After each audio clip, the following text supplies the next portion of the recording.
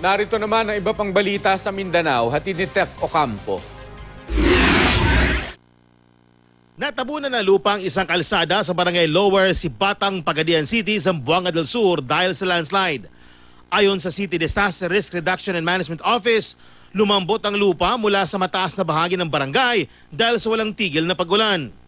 Naperisyo ang ilang motorista dahil sa landslide. Nasira din ang ilang pananim.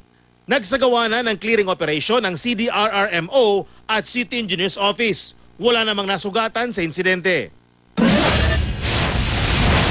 Inaresto sa bypass operation ng CIDG ang isa umanong tulak ng droga sa barangay Sasa, Davao City. Nakuha sa kanya ang 6 na pakete ng shabu at isang baril.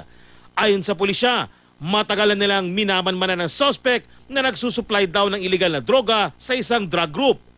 Ang grupong ito raw ang isa sa mga nagpapakalat ng iligal na droga sa lungsod.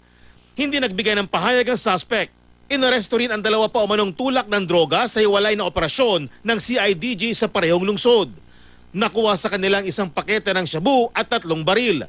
Ayon sa pulisya, nakakuha sila ng impormasyon tungkol sa mga suspect kaugnay ng kanilang operasyon.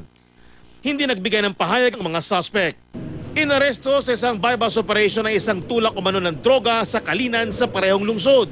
Nakuha sa kanyang isang pakete ng hinihinalang shabu. Ayon sa pulisya, may nagsumbong sa kanilang residente kaugnay ng pagtutulak ng droga ng suspect. Agad rumisponde ang pulis at nahuli ang suspect. Itinanggi naman ng suspect ang paratang.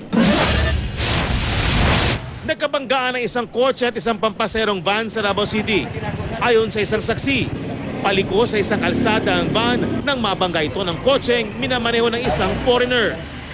Wala namang nasugatan sa insidente. Nagkayos na ang mga driver. Sasagutin ng foreigner ang danyos sa insidente. Tek Ocampo, Nagbabalita, Pilipinas.